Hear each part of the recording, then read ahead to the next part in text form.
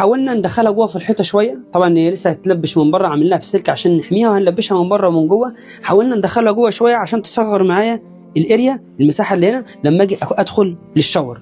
فالقعده لما تيجي تركب في الاخر هيبقى اخرها مثلا مكان ايدي هنا، فيبقى في جزء بسيط مثلا او جزء يقدر الواحد يخش يدخل منه الشاور. انا دلوقتي الشاور عندي فتحات، وانا عاوز الشاور يطلع في وسط الحيطه، فاضطريت ان اطلع بكوع والف واطلع من فوق فين في النص. هنا احنا عاملين طبعا الكوعين دول عشان خاطر ايه؟ عشان خاطر الفتحات دي عائق لينا، بدل ما الشاور يبقى في الطرف هنا، الشاور هيبقى فين؟ في وسط الحيطه. طبعا رابطين الحمامين من بعض عشان العميل كان طالب سخان واحد، وهنا السخان غاز، فخلي بالك من ارتفاع الشرب بتاعه ما يعديش المتر 20، من متر 20 لمتر 30 المنسوب بتاعه من مستوى التشطيب. السخان موجود الشاور، وهنا موجود القعده، ومرحلينها المسافه دي كلها عشان في هنا في التصميم عندنا هنا مكتبه فيها ارفف، فعلشان نحط القعده في المكان ده هنضطر نمشي المواسير كلها تحت بعضها. يعني فاحنا اضطرينا نعمل بيبه شاور خاصه لما تكون طالعه على السايد مباشره. بيبقى البيبه دي عباره عن ايه؟ عباره عن نفس تصميم البلاعه، فيها راجع زي نظام السيفون كده بيرجع يمنع ارتداد الروائح يعني. فعملناها لوحدها خارجه على بره لوحدها، وعملنا هنا البيبه هنا دي جمعنا عليها الحوض جه على البيبه وبعد كده خرج بره. السلام عليكم ورحمه الله وبركاته. معاكم المهندس ابراهيم من شركه المعمار الذهبي للتشطيبات. احنا النهارده في موقع في التجمع الاول في حي الاندلس، معانا شقه مساحه 170 متر. النهارده خلصنا السباكه وشغالين في الكهرباء. عاوزين نبص على السباكه كده سريعا، نبدا بالحمامات والمطابخ وبعد كده نخش على التكييفات.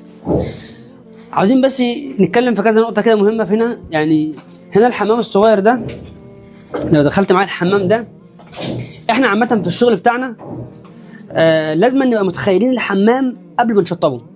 مش عاوزين نعمل شغل وتيجي في الاخر بعد ما تشطب الحمام تحس ان الحمام ضيق معاك او تحس ان في مشكله معاك في الحمام. هنا العميل كان طلبه هنا في الحمام ده، كان طالب ان هو عاوز شاور، كابينه شاور في حمام الضيوف، زي ما احنا عاملين كابينه شاور وقعده وحوض.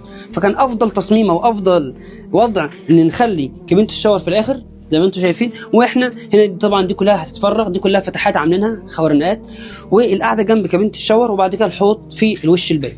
طيب هنا القعده المعلقه حاولنا ندخلها جوه في الحيطه شويه، طبعا هي لسه هتلبش من بره، عاملين لها بسلك عشان نحميها وهنلبشها من بره ومن جوه. حاولنا ندخلها جوه شويه عشان تصغر معايا الاريا، المساحه اللي هنا لما اجي ادخل للشاور.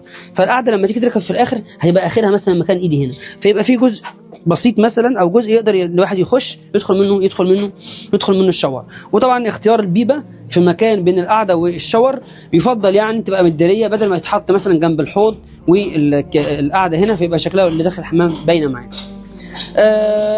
لسه الشغل طبعا كله هيتقفل عليه وهيتظبط العزل بتاعه وكل حاجه هتتظبط بالنسبه لحمام الضيوف. في جزئيات انا عاوز اتكلم فيها غير جزئيه القعده، جزئيه الشاور. انا دلوقتي الشاور عندي فتحات، وانا عاوز الشاور يطلع في وسط الحيطه، فاضطريت ان اطلع بكوع والف واطلع من فوق فين في النص. وفي جزئيه حلوه جدا في التشطيب.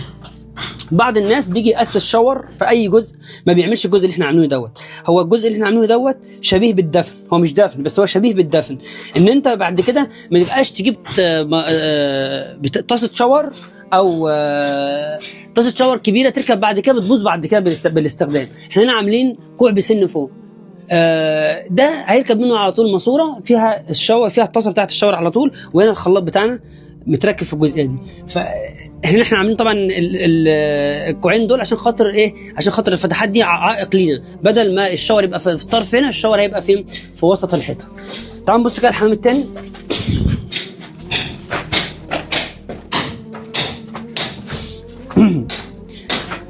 دي الحمام ده هنا بقى فيه كم جزئيه كده عاوز اتكلم فيها، في هنا كم جزئيه عاوز اتكلم فيها. اول حاجه هنا لما تخش، ارجع كده السنه معلش، اول ما تخش من الحمام هتلاقي على طول الحوض في الوش هنا، تحت منه المحبس العمومي. طبعا رابطين الحمامين من بعض عشان العميل كان طالب سخان واحد، وهنا السخان غاز، فخلي بالك من ارتفاع الشرب بتاعه ما يعديش المتر 20، من متر 20 لمتر 30 المنسوب بتاعه من مستوى التشطيب السخان الغاز. هنا بقى في جزئيه مهمه، احنا هنا عندنا القعده في التصميم موجوده في المكان ده، هو هنا موجود الشاور وهنا موجود القعده، ومرحلينها المسافه دي كلها عشان في هنا في التصميم عندنا هنا مكتبه فيها ارفف. فعلشان نحط القعده في المكان ده هنضطر نمشي المواسير كلها تحت بعضها. يعني مثلا انا عندي البيبه دي، هو طبيعي جدا ان البيبه لازم ترمي على البلاعه، بيبه الشاور ترمي على البلاعه، والبلاعه بيرمي عليها الحوض، والحوض بياخد الصرف كله ويخرجه على بره على الصرف النظيف. طب انا عندي هنا الجزئيه ديت، لو انا مشيت صرف البيبه بتاعت الشاور تحت الصرف القعده المعلقه، يبقى انا عليت المنسوب جدا بتاع الحمام. يعني ماسوره الصرف اصلا نفسها تقيله، يعني هو الشرب يا مدوب معاه الصبه بعد كده والبورسلين والماده والكلام ده. فاحنا اضطرينا نعمل بيبه بيبه شاور خاصه لما تكون طالعه على السايد مباشره. بيبقى البيبه دي عباره عن ايه؟ عباره عن نفس تصميم البلاعه، فيها راجع زي نظام السيفون كده بيرجع يمنع ارتداد الروائح يعني. فعملناها لوحدها خارجه على بره لوحدها. وعملنا هنا البيبه هنا دي جمعنا عليها الحوض جه على البيبه وبعد كده خرج بره. انا دايما بحب اصور الشغل ده قبل ما يتلبش، لان الكلام ده كله بيتدارى. لما يتلبش عليه انت مش هتشوف حاجه، انت خلاص الشغل كله اتلبش مش هتشوف حاجه. برده نفس الجزء هنا بتاع الشاور، نفس الحركه اللي احنا بنعملها، بنخليه مدفون عشان ايه؟ نتقي ان هو يبوظ بعد كده.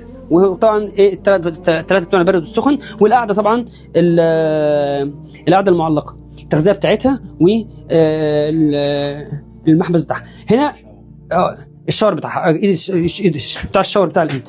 هنا في الحوض معمول الفلتر طبعا معمول في المطبخ مش معمول هنا. عندنا الحوض طبعا في هنا اشكال بسيط، اللي هو ايه؟ اللي هو المسافه دي كبيره قوي، واخد بالك؟ فنحاول نضيقها شويه. طيب مفيش مشكله خالص.